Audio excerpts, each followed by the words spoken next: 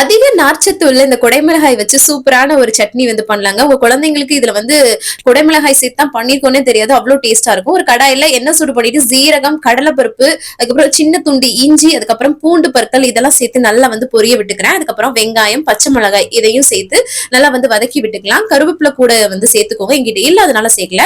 அதுக்கப்புறமா வந்து பாத்தீங்கன்னா தக்காளி, அதுக்கப்புறம் இது கூடவே வந்து குடமிளகாயும் நான் வந்து சேர்த்துக்கிறேன். அதுக்கப்புறம் வந்து நல்லா வந்து உப்பு வந்து சேர்த்துட்டு நல்லா வந்து வதக்கி விடணுங்க.